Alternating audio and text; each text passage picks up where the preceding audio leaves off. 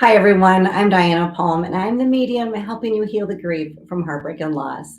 Welcome to this episode of Reconnect, where we're going to be talking about what is often referred to as bereavement hallucination. And what that means is when you see the face of your loved one who has passed on living people. Many people report seeing the dead on the faces of those that are living. And that's why I thought it was really important to do this episode because as we're coming together, we're doing a lot of shopping for the holidays, we're in a lot of crowds, and many of you have recently lost loved ones. And sometimes it doesn't have to be so recent because this phenomenon can happen even after years after a death. So I wanted to talk to you about it and let you know what this is about. So if you have been having these experiences, stay tuned. And even if you haven't, but would like to, please stay tuned. Okay, so as we begin this topic, psychologists refer to this as bereavement hallucination. They simply state that you're seeing things, you're making things up, and that your mind is having a difficult time dealing with your loss or fully not accepting the loss of your loved one. And so they say that your mind recreates their image and you see them everywhere because that's who you're thinking about and missing. Now, I am not a psychologist. I'm a medium and a spiritual healer. So I'll tell you from the spiritualist perspective of what is happening. And that is that you are having a true afterlife experience. And I think it's really important because psychologists aren't wrong, or I do know how our mind works and how our mind can create imagery, especially when looking at spirit photos. Sometimes our mind can create imagery in shapes and things that we want to see or that we're connecting with, but also sometimes that's extremely relevant, and sometimes that is spirit talking to you and communicating to you and bringing through imagery. So neither side is completely right or wrong, but I have experienced it on both sides. So I wanted just to tell you that there's a perfect blending in some of the rationale and science behind what you experience spiritually. I can validate for you that I've had these experiences time and time again. And I'll share one with you that happened quite a few years ago. This particular one sticks out to me quite a lot because I wasn't the only person who experienced it. And this is why I know for a fact it was not a bereavement hallucination. And it is more of what I call a spirit visitation, a transfiguration, or an overlay of the spiritual energy of my particular loved one that I witnessed that day. So the scene of this was a few of my friends were going down to a favorite bar down by the river. We're having cocktails, standing on the steps of a place named Pappy's down in Stillwater, Minnesota. And it was a common place that we used to go to together and to reunite with friends and just connect and talk with people that we enjoyed. So as we're standing there, this was shortly after, I would say within a year of losing a mutual friend of ours who was really a significant person in our lives. We really loved him and he was just full of life and zest and energy. So within this time frame, we went down to this place and nobody was really on, it wasn't on our forefront of our mind that we were missing him. Nobody was talking about him. We weren't necessarily thinking about him. Although on a personal level, we may have noticed his absence because he did take up a lot of space when he was there. But we didn't talk about it. So it wasn't in the air, it wasn't on our minds, or certainly not in a shared conversation. And that's when it happened. And suddenly I looked out into the crowd and I saw our deceased friend standing there. Perfect form from head to toe. And I remember intellectualizing it, thinking, I'm not supposed to be seeing him right now. So I looked at his face and his hair and his arm and the way he was dressed and the way his jeans fit his waist. Every single detail was perfect. It was him. So you can imagine my mouth is just dropped open like, what? How did he get here? How did he do this? It was a perfect manifestation. But it was almost as if as soon as I saw it, this whole process may have been just a few seconds, this particular man in the crowd turned and walked away. And I was still evaluating from the backside the way the back of his arm looked, the way his shirt was fitting him, the way his stride was, the way he walked and held his body. It was my friend 100%. But as the gentleman walked away, he slowly started to lose the aspects of himself that looked like my friend, that embodied my friend entirely, and became more of himself, which did not actually look like my friend. He did not have the same body or the same stride or the same hair or anything. So it was a temporary way that spirit is able to use the energy of the living to come through. Sometimes this is called transfiguration. This is where a spirit can overlay and use the living person's energy to reveal themselves, to show themselves.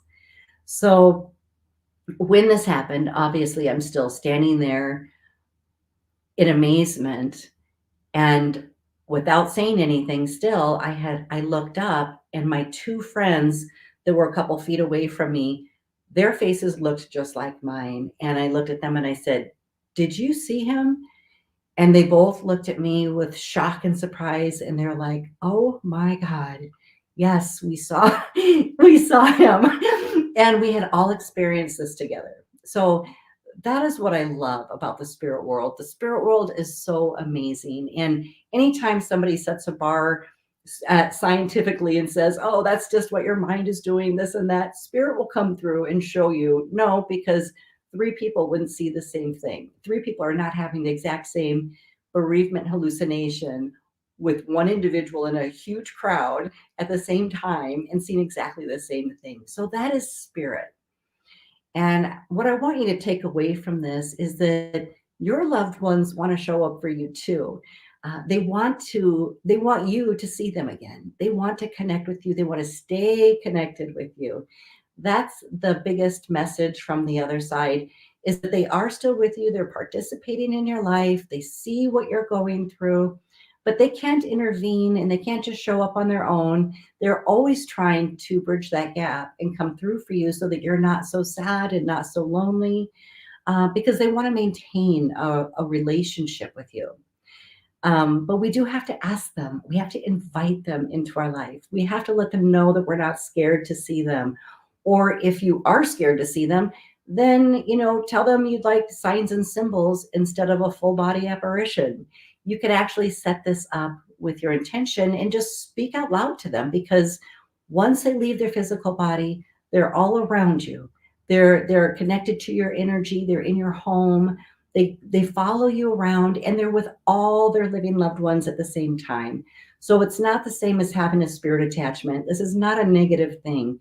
It's absolutely wonderful and divine that your loved ones in spirit stay with you after they pass. As long as they've been to the light, you'll know that, because it'll be easy for them to come through to you, and they'll be showing up for other people simultaneously. So all of you will be getting signs and symbols and dream visits and so many confirmations and affirmations about the afterlife. So I share this story with you because I know that many of my clients have experienced this. So let me know if you have experienced this. It doesn't matter if you validate it or don't validate it. If you have been somewhere and seen the face of your deceased loved one on someone that's living, or if you've been in a crowd and seen them all around you, let me know that in the comments, because this is so much more normal and natural than one would think. Okay. So when you experience this phenomena, does it mean that you're not facing reality or accepting their death? No, it does not. Does it mean that you're making things up or seeing something that's not really there? No, it doesn't. So if you've been telling yourself that, or if somebody close to you has been telling you that, just discard it. If they haven't had their own experience, they may not understand how this phenomenon works, but it is a real thing. What it does mean, if you've had this experience, is that your loved one in the afterlife has found a way to bridge the gap between the afterlife and the physical plane. That means they're able to use their energy and vibration, that they're able to raise their frequency or lower their frequency in order to come through. So it takes a lot of energy for spirit to kind of pop through, even though the physical plane is lower, it's denser than the frequency of the spirit world. But to bridge the gap and come through, they have to be able to focus their energy and project in and come into our realm so that we can see them. So that's why it often helps if you're working with a medium or somebody else who has spiritual skills. We on the physical plane will raise our vibration and frequency to match theirs so that it's much easier for them to come through.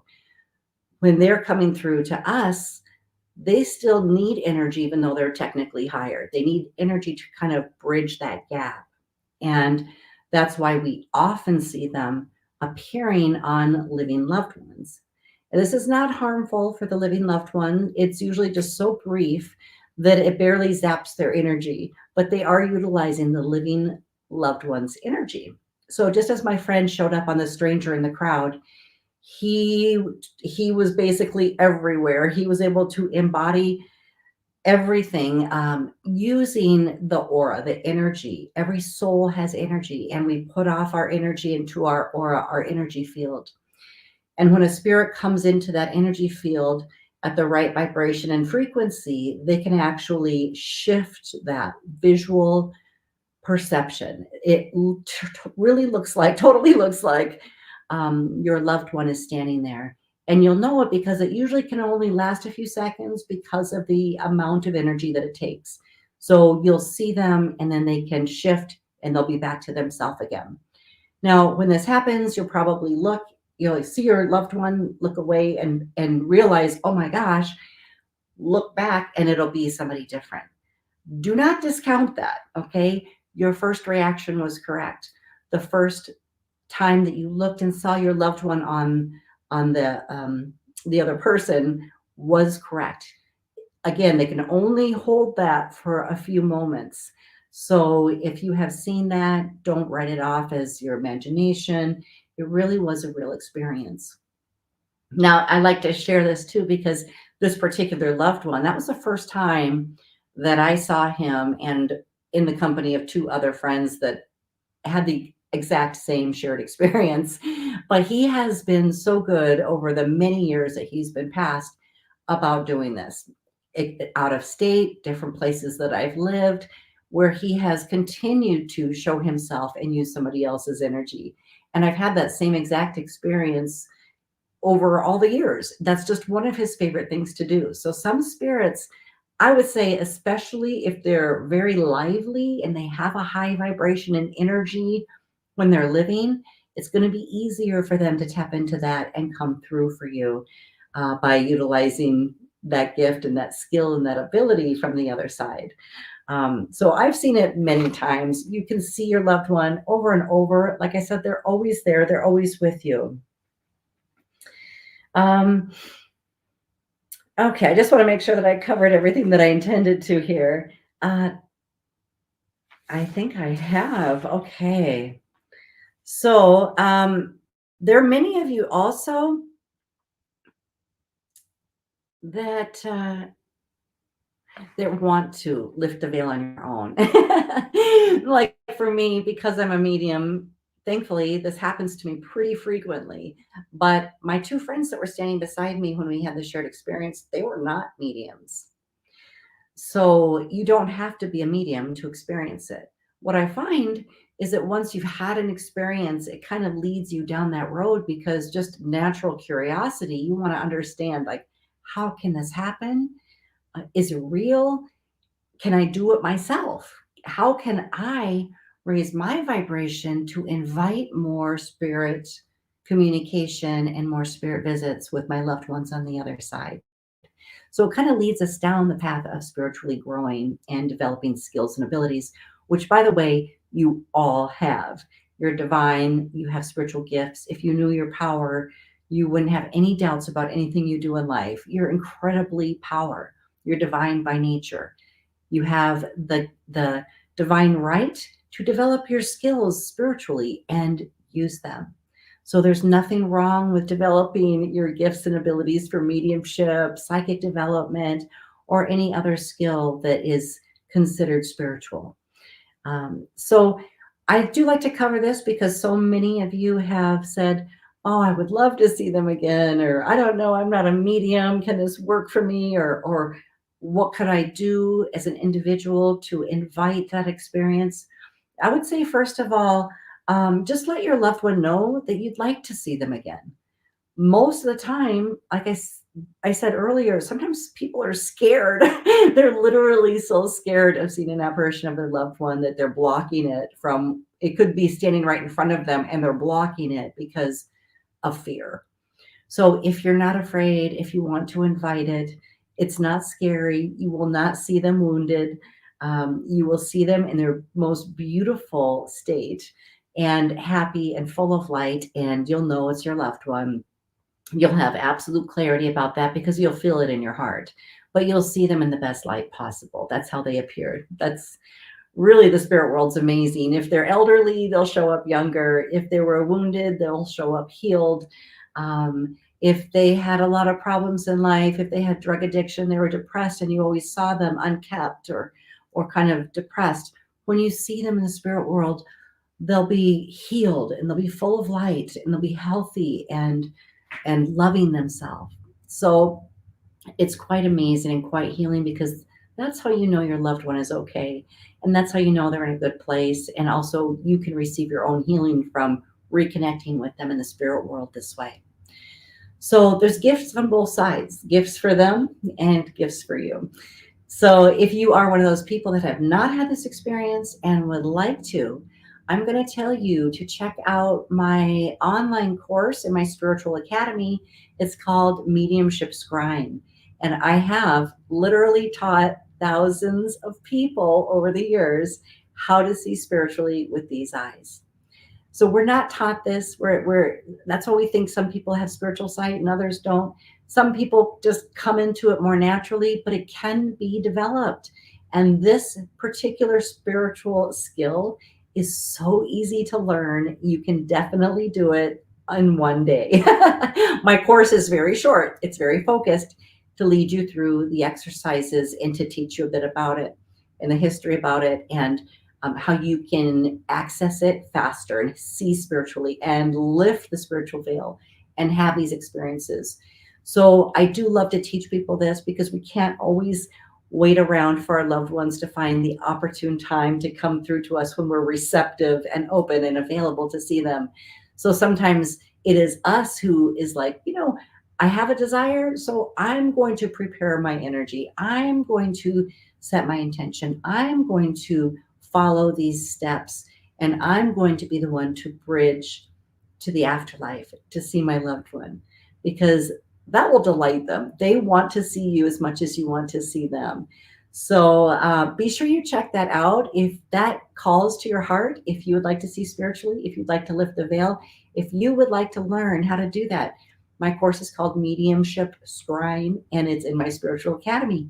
I always have my links below this video. It's a fabulous class. It's very, very short. And if you want to move on from there and learn more about mediumship and other skills and abilities or working with haunted houses, I also have courses for you there to cover that. But I just love it. I love to see the spiritual veil, see through the spiritual veil, and I love to teach people how to do this, how to tap into their own spiritual gifts.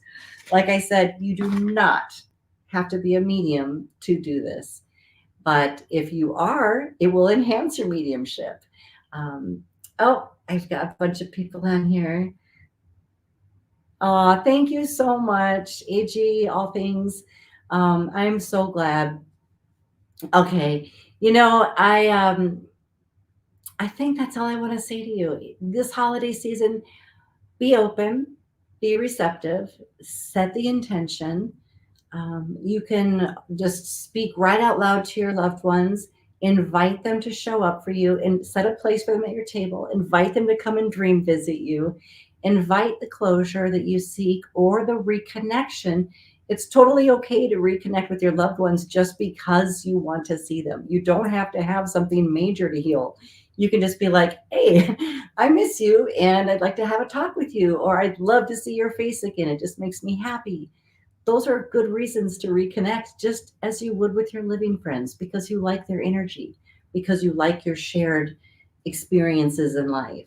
And just because they're on the other side doesn't mean they're not in your life. The afterlife is wrapped around the physical life.